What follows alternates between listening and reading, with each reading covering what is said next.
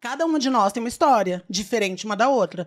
Então, se a Eloá contar um pouquinho da história dela, de repente a história dela tem mais a ver com vocês do que a minha, que já contei, ou do que outras e outras convidadas. Então, quando vocês ouvem a história da minha convidada, meu convidado ou a pessoa convidada aqui, automaticamente se identifica, você concorda? Com certeza. Então, vamos começar por aí? Me Vamos fala um pouquinho lá. da sua infância, da sua vida em Santa Catarina. De onde cidade que você é? Eu nasci em São Carlos, Santa Catarina, que é o interior do oeste. O oeste já é interior, mas eu venho do interior do oeste de Santa Catarina, quase ali divisa com a Argentina. Olha. Mas eu nasci em São Carlos e logo depois os meus pais se mudaram para uma cidade um pouco maior que é Chapecó. Uhum. E eu fiquei morando lá durante alguns anos.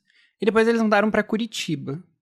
Que eu acho que assim é o marco real da minha história. Eu começo a ver quando a gente mudou para Curitiba. Porque foi... A gente morava em uma região bastante perigosa. Eu tava completando 4 anos ali, mais ou menos, naquela época. Então, sair de casa era uma coisa um pouco complicada e a minha mãe sempre foi muito super protetora. Então, ela não quis que eu fosse pra escola, essas coisas, porque ela tinha muito medo da violência, da insegurança que tinha por lá. Então, a partir dali, eu comecei a ter uma vida, assim, de isolamento total. Porque foram 3 ou 4 anos, mais ou menos, que a gente morou em Curitiba e eu devo ter saído 2 vezes do cercado da casa. Então, não tinha contato com outras crianças, era só realmente com meus pais e meus irmãos.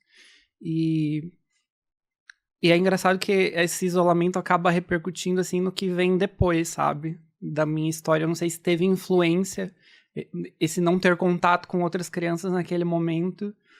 Ou... Não sei, mas esse isolamento você vai perceber que contando a minha história que ele meio que faz parte de boa parte, assim, da minha história. Aí você estava em Curitiba, e aí Curitiba você ficou lá então na infância toda? Foram 3 ou 4 anos que a gente ficou em Curitiba e depois meus pais voltaram para São Carlos. Pra ir lá pra Santa Catarina. De novo. Pra minha cidade natal. Uhum. Então, mas quando que a descoberta da Eloá, ela fala assim, preciso nascer, preciso sair daqui do... Eu acho complicado falar um momento, porque acho que qualquer outra pessoa trans consegue entender o que eu vou falar. Que a gente sempre soube, mas não entendia. Sim, verdade. Eu consigo me lembrar de quando eu era criança e eu me via eu queria me ver como as outras meninas. Eu queria usar a roupa que as outras meninas usavam.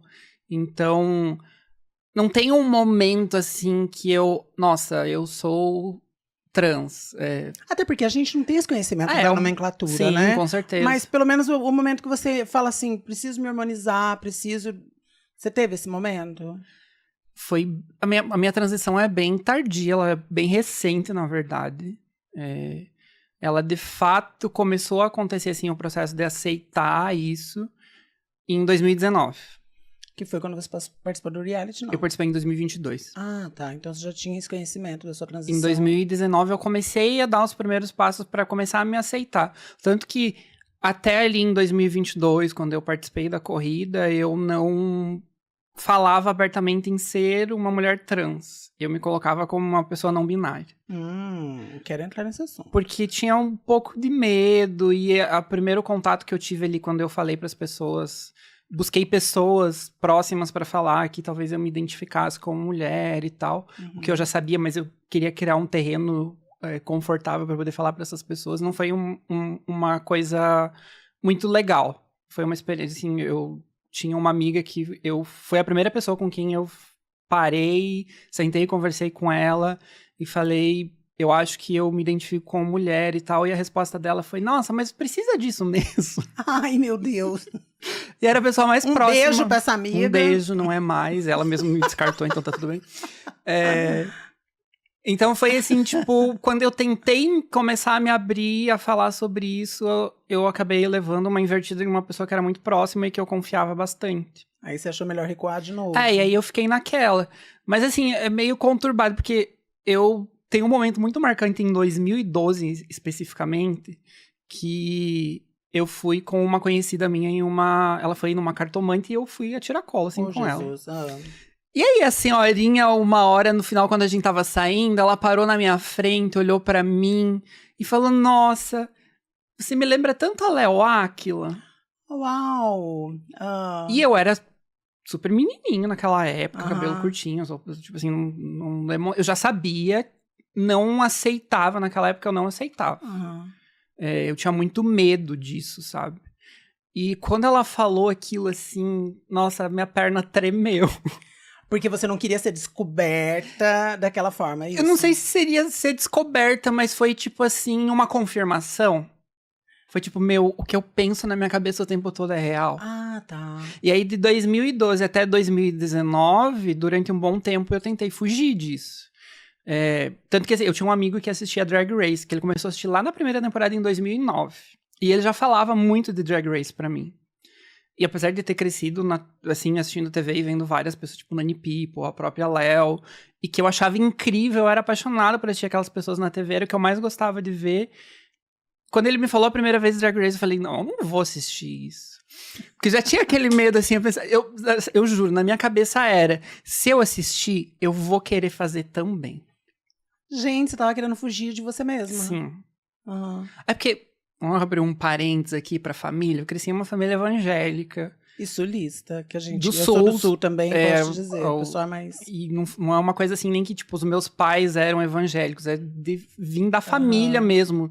Meu avô pastor e não sei o que lá, então se falava muito disso de uma maneira negativa, né? Sobre ser gay, sobre ser qualquer coisa da sigla LGBT. Então, eu nunca tive, assim, um problema exato com a religião, de tipo assim, nossa, eu sou errada, eu não sei... Porque muito cedo eu me desconectei da religião. Muito, muito, muito cedo mesmo. Então, mas ficou aquela coisa, sabe? Eu não queria. Então, quando ele falou de Drag Race pra mim pela primeira vez, eu falei, eu não vou assistir, porque senão eu vou querer... No inconsciente, né? E aí eu neguei isso até 2016. Quando eu tava passando, assim, por um momento de crise em vários setores da minha vida. E um dia eu falei, vou assistir esse tal de Drag Race. E comecei a assistir. E assim, tipo, eu maratonei praticamente todas as temporadas, sei lá, em um mês. Elas estavam disponíveis até aquele momento. E aí começou a brotar uma vontade, assim, tipo, nossa, mas eu queria aprender a me maquiar. Eu sempre olhava pra maquiagem, coisa assim, eu achava tão interessante. Mas continuei ali, eu não tava numa condição financeira legal, então não tinha nem como procurar um curso, comprar produto, nem nada dessas coisas. E aí eu cheguei em 2019, eu passei, assim, desde o início da minha vida adulta, eu já enfrentava problema com depressão e ansiedade, então era uma coisa que já acontecia com recorrência. Mas de 2016 até 2019 foi, assim, o ápice dessas crises pra mim, porque eu cheguei a um momento... E depois hoje eu consigo entender isso, na verdade, que eu não me sentia pertencente a lugar nenhum. Estou num limbo. Não, assim, foi uma coisa pesada mesmo, sabe? Porque eu não me via, eu não me encaixava no grupo de amigos que eu tinha, eu não me encaixava com o estilo e com as roupas que eu vestia. Eu já morava sozinha naquela época, trabalhava, minha carreira profissional começou... Você morava sozinha aqui em São Paulo já? Não, em Chapecó. Em Chapecó, tá. Minha carreira profissional começou muito cedo, então tive já essa oportunidade de ir ter meu próprio espaço razoavelmente cedo. E chegou um ponto... Eu não saía de casa porque eu não me sentia bem em lugar nenhum, e isso foi chegando num nível, assim, de bem profundo mesmo, aí eu entrei no nível mais profundo da depressão, não vou detalhar, mas acho que dá pra entender, porque eu não me sentia pertencente a lugar nenhum, sabe? Você fala de desviver-se? Uau. Porque eu não me sentia, sabe? Tipo, eu falava, o que eu tô fazendo aqui? Não faz sentido, eu não pertenço a esse lugar. E aí, desse período de 2016 a 2019, eu enfrentei muito isso, mas em 2019, assim, eu cheguei ao máximo do que eu conseguia aguentar. Ainda lá no sul? Sim. Tá. Eu cheguei ao máximo do que eu conseguia aguentar disso. E na época eu tinha uma agência de publicidade e a gente estava trabalhando com produção de alguns criadores de conteúdo, assim, produzir pro YouTube mesmo. Você tinha ou você trabalhava pra uma agência? Eu agência? tinha uma agência. Ah, você tinha uma agência de publicidade? Eu sempre empreendi muito. Nossa, né? É porque eu comecei a minha carreira... Você é jovem. Das jovens, já empreendedora. É porque o meu pai sempre foi empreendedor, ele sempre teve a própria empresa dele, então acho que... Mas era dessa área? Não, ele trabalhava Você se formou nessa área? Não, eu formei em moda. Não me formei, na verdade, mas quase cheguei, eu cursei Não, desculpa a curiosidade, moda. é porque, tipo assim, se vem de uma cidade tão pequena do interior, tem menos conhecimento em relação à publicidade. Publicidade do interior, a gente paga R$100 pro cara do carro e ele passa, pamonha, pamonha, pamonha. Aí, no caso, a publicidade era essa, não era? Então, daí eu achei interessante você ir pra lá da publicidade. Eu comecei a trabalhar na empresa do meu pai, mas isso... Porque, assim, eu preciso voltar pra uma parte da infância, que é a parte mais decisiva desse rolê todo. Quando eu voltei pra São Carlos, quando eu voltei com meus pais pra lá, aí eu fui com 6 anos pra escola. Mas eu já fui direto pra primeira série. Ah, tá. Você não passou pro Brezinho. Não. Gente, que ousada. Porque a minha mãe falava, vai perder muito tempo, não sei o que lá, vai pra primeira série. Sua mãe queria se livrar de você sabe, né? Manda pra você agora, você 16 anos já se forma e vai embora. Querida, mãezinha, te amo, maravilhosa. Tô brincando, como que é o nome da sua mãe? Maria. Maria, tô brincando, hein, Maria? E aí eu fui pra primeira série. Tá. E era uma coisa assim que eu queria tanto. E você deveria ser alta já desde criança. Eu acho que sim. Então daí põe lá, vamos pensar até que tem 8. Já é repetente. Já é repetente. E aí eu fui pra escola com tanta vontade de viver aquilo, sabe? Eu lembro, assim, do meu primeiro dia, dos materiais, da mochilinha e não sei o que lá. Eu já cheguei e fui um banho banho de água fria. Nossa, total. Todas passaram por isso. Porque eu cheguei na escola e eu não sabia ler, eu não sabia escrever. É normal, você sabe, né? No primeiro ano. Sim, mas a professora não me tratava com normalidade. Mas hoje eu consigo entender que talvez já tinha a percepção de que eu... Ah, já tinha. Sabe, tinha alguma coisa a mais que as pessoas sempre falaram isso. Basicamente, resumindo assim, a minha primeira série foi um terror. Porque essa professora, ela me isolava em um canto da sala. Que horror! Sim, ela... Você sabe o nome dela, o endereço? A gente vai lá. Ainda tá viva essa desgraça. Uma senhora. Nem tão senhora, né? Porque educação faltou. Tá. E ela mesmo de você falar assim, ela é bem velha, ela tem 52 anos. Acho que ela tinha essa idade quando ela era minha professora. Tá. Hoje... Aí, ela me isolava num canto da sala e em algum momento, assim, do dia, ela olhava pra mim, porque nas primeiras séries ali é uma professora o dia inteiro, né? Então, em algum momento do dia, ela tirava pra falar que eu não servia pra nada, que eu deveria levar pasto pra aula pra comer, porque eu era burro. Sim, foi, assim, horrível a minha experiência. Só que eu contava pros meus pais quando eu chegava em casa o que acontecia na escola. Eu não sei se logo de início eles não levaram muito a sério. Talvez porque, né, era a primeira experiência que eu tava tendo fora de casa. Mas, dado momento, eles foram até lá, aconteceu alguma coisa que eu não sei o que, e a professora entrou em licença.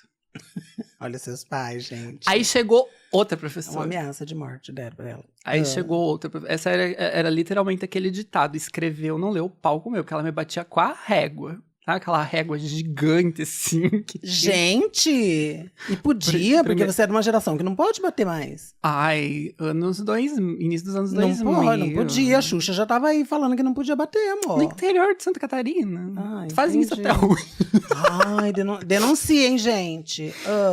E aí foi sequência de outro trauma vivendo isso. Voltava, falava pros meus pais. E aí um dia minha mãe foi ficar de plantão lá na escola. Eu nunca vou esquecer, porque... Tinha aquelas janelas basculantes, assim, que vai abrindo pedacinhos assim, na sala. E a minha mãe ficou lá do lado de fora, só espiando, assim. Até esperava a professora me bater. Aí ela bateu na porta, tipo... Oi, tudo bem? Então, sou mãe dessa criança. Que você acabou de bater. Pode conversar? Lá fora. E aí, houve a conversa. Não sei o que aconteceu, porque eu não acompanhei. Queria ter visto. Mais uma professora que teve que sair desse... Não, ela voltou. Mas eu aprendi a ler e escrever assim em, sei lá, mas foi muito rápido. Pra ver se saía logo dessa turma, né? Porque ela mudou completamente a dinâmica dela comigo. Melhorou? Sim. Ah, tá. Sim, se tornou outra coisa. Aí saí da primeira série, fui pra segunda, foi um período tranquilo. Na segunda série, o meu pai, apesar da questão religiosa, conservadora e tal, ele sempre foi da música. Então, o sonho dele sempre foi ser roqueiro e tal, ele toca guitarra e não sei o quê. ele acabou não indo muito por conta gospel. Tá. Mas ele acabou não seguindo realmente o que ele queria por conta da religião. Olha, mas dó. Tinha aquela... Até hoje ele tem, Quantos anos sabe? seu pai tem? Tem 63. Como que é o nome dele? Carlos. Seu Carlos, dá tempo, viu? Dá super tempo, real, assim. E aí, os meus irmãos... Eu tenho 2 irmãos mais velhos. Os meus irmãos mais velhos nunca quiseram saber da música. Ele olhou pra mim e falou, essa criança aqui vai ser. Vai ser cantora. Aí ele chegou... Essa parte mais engraçada, assim, porque eu acho que esse é o momento que foi a primeira vez que eu consigo colocar um marco em que eu disse que eu queria ser menina, inconscientemente. Uhum. Porque ele chegou pra mim e falou... Porque ele queria que eu tivesse essa estética de roqueiro. Qual que é a estética de roqueiro? Cabelo comprido. Ele chegou pra mim e falou, quer deixar o cabelo crescer? Sim! Sim! E na hora eu pensei assim na minha cabeça, eu vou ficar parecendo uma menina. Aham. E foi o cabelo crescer. Cheguei na 3ª série com o cabelo comprido. Aí o inferno da minha vida começou de verdade. Porque aí começou os apelidinhos, aquela coisa toda. Só que assim, eu cheguei a reprovar nesse ano na 3ª série, porque era muito intenso. E foi era uma escola que ela atendia todas as idades, assim, da pré-escola até se formar no último ano. Uhum. Então, e era tudo junto, sabe? Tipo, cada um tinha sua sala, obviamente, mas era uma escola que todo mundo tinha acesso ali. E aquilo começou a sair da minha sala. Começou a se espalhar para as outras turmas e tal. E eu reprovei, voltei no ano posterior de novo, com o cabelo curto, porque eu falei, tipo, eu não quero continuar vivendo. Mas não fez diferença, sabe? Uhum. As pessoas já tinham pegado isso, e principalmente porque me incomodava.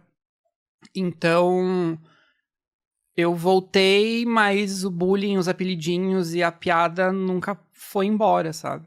Então, é o que eu comentei antes sobre essa questão de isolamento, assim, tipo, vem desde a minha infância, porque eu já tive na base da família esse momento de isolamento. Aí, quando eu tive o primeiro contato com outras crianças para ir pra escola, isolamento de novo, que a professora me colocou lá no canto e, assim, eu fui, depois de muito tempo, ter uma amiguinha dentro da sala. Não fazia educação física, ficava parada lá num canto. Aí, beleza, passa um tempo, chega na 3ª série, isolamento de novo por conta do bullying, porque ninguém queria ficar perto, porque, sabe? E saí da 3ª série, mas aquilo não passou. Simplesmente continuou. E foi aumentando conforme eu ia tendo mais idade e escalando cada vez mais esse preconceito. Tanto que eu cheguei a ser agredida na rua, na minha cidade, uma cidade de 10 mil habitantes. Gente. Acho que naquela época talvez tinha até menos, sabe? Porque hoje tem 12 mil habitantes. Eu tô chocada com a época, você tá falando nos anos 2000, assim... 2000, tudo bem, sempre existiu preconceito, mas 2000 já começava a ser menos, sabe? É que você falou, cidade pequena, né? É uma cidade super pequena. Por isso que eu falo que o Brasil é um país de interiores. As pessoas falam assim, não tem mais preconceito, tem não sei o que. Eu falo, gente, vocês estão falando de uma cidade grande, capitais, mas o Brasil é um país de interiores. Falo isso direto. Tá vendo a importância de falar de uma história diferente da outra? Sim,